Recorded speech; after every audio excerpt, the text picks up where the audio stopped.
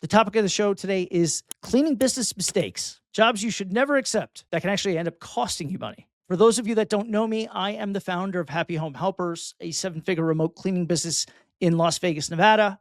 We did over $1.5 million last year in 2025, and this year in 2026, we'll do well over $2 million. If you're saying yes to every cleaning request, you're not building a business, you're actually going to build a liability. And some of these jobs, they won't just stress you out, they'll cost you a ton of money. When you first start your cleaning business, you feel like you have to say yes to everything.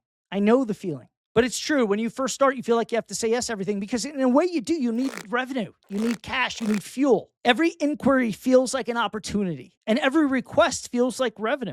And in your head, you're probably thinking, I just need to get more customers and I'll figure it out later. I mean, that's how I did it when I first started. Nobody was mentoring me. I did the same thing.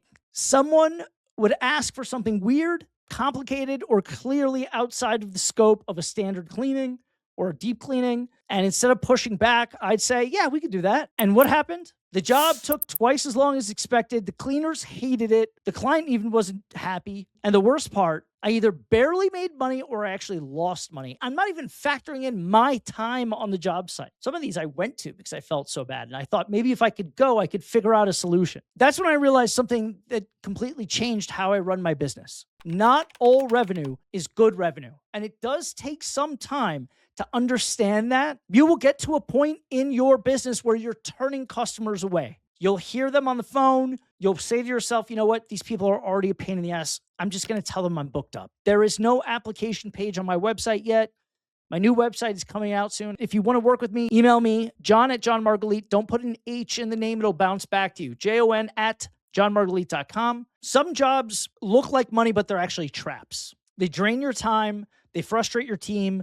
And they create risk. And most of all, at the end of the day, when you add it up, they kill your margins. Let's get a little structured and tactical. Let's talk about number one, flooring and grout deep cleaning. Tile especially. This one is one of the biggest traps. A client thinks to themselves, oh, just scrub it a little harder. Stuff will come out. But in reality, a mop won't fix it. Even getting on your hands and knees won't fix it. And if the stone or the tile is porous, if it gets in the little crevices, forget about it. You need specialized machines like the Orbit tile cleaner, steamers, specific chemicals. But here's the real danger of all that. If you use the wrong chemical, you can discolor or permanently damage the finish on the flooring. So now you're not just underpaid, you're liable. What do you do instead then? I recommend a floor care specialist. Position yourself as the professional who knows the right solution, not the one who's trying to do everything. That's the key. You'd be so surprised when you're honest about that stuff, when you know what companies are out there that do that and you speak about it intelligently and say, Stanley Steamer actually has a special machine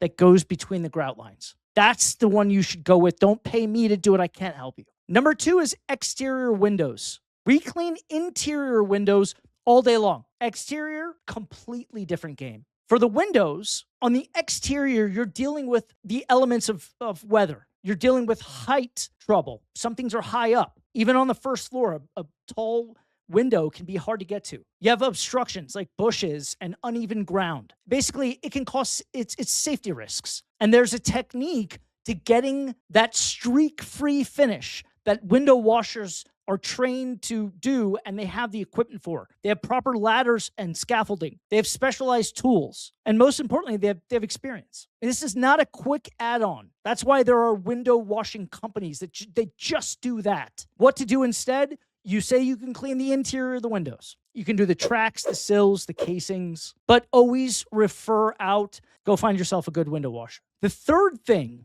is inside washing machines. Now, this one surprises people. The inside of washing machines can get moldy. It can grow black mold in there.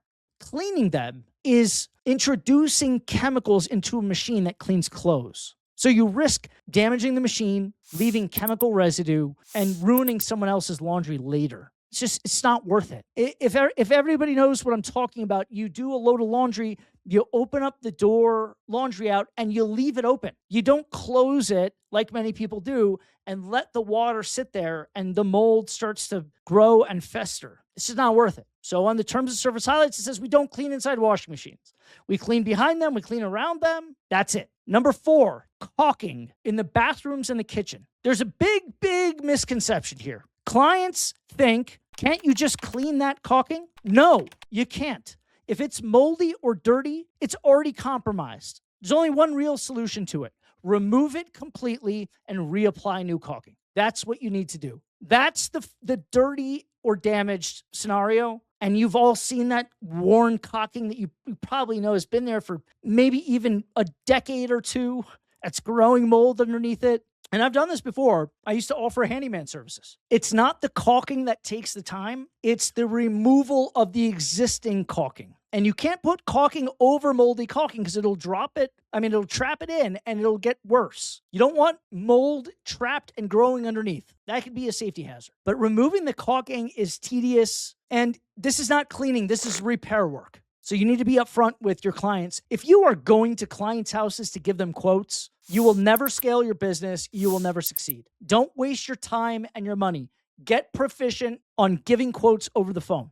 But if somebody says, my bathroom really needs a deep clean, ask them the question, how is the caulking around the tub and the shower? How's the caulking around the vanity or the sink? If they tell you it's bad, then you tell them, I cannot guarantee you that I can clean that. Make sure they know so they don't come back to you later. Number 5, wall washing. Be careful because wall washing can turn into a nightmare real fast. That's why I ask every client on a scale of 1 to 10, how bad are the walls? Is it a number 1 would be like light scuff marks? Fine, no problem. A 10 would be years of somebody smoking in the house and the walls turning yellow and at this point they're damaged. That's a different job entirely. But wall washing is very time consuming. It's easy to damage paint and the cleaners absolutely hate it. So I charge more for it. I only do it by the hour and I pay the cleaners more. I'm charging about $82 an hour for wall washing and the cleaners are getting $30 an hour. If you don't price this right, you will lose money.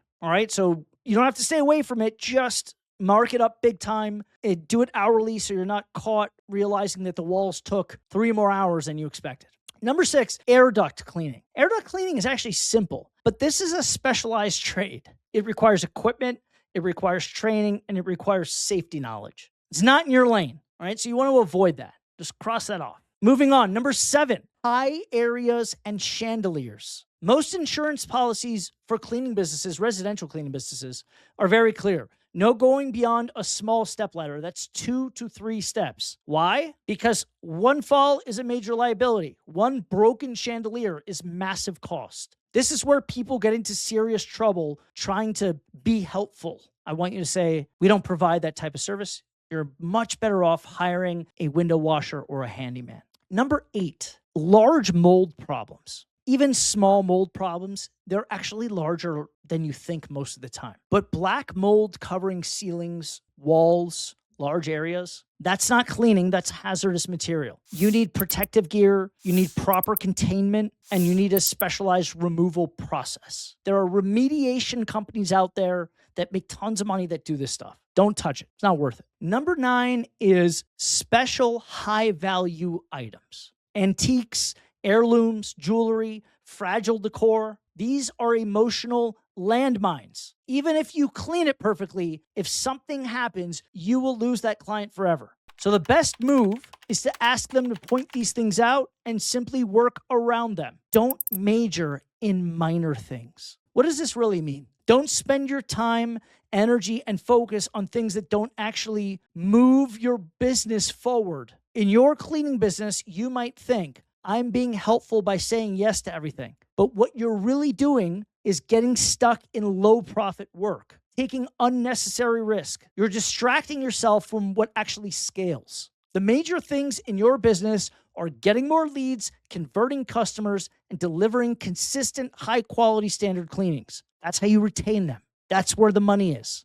Everything else, noise. Just noise. You got to silence. You have to figure out a way to turn off all the noise. So you're just straight signal. Your job as a business owner is not to do everything. Your job is to build a system that produces consistent results, that protects your team, and generates predictable profit. Those are the 3 things. And that means having the discipline to say, that's outside of my scope, but I can point you in the right direction. That's not losing business. That's building a real business. If you can take one thing from this episode, let it be this. Saying yes to everything feels like growth, but it can very easily be chaos. The real power in business comes from knowing exactly what you do. Because every time you say yes to the wrong job, you're saying no to better clients, better margins, and a smoother operation. The businesses that win in this space, they're not the ones doing the most. They're the ones doing the right things over and over again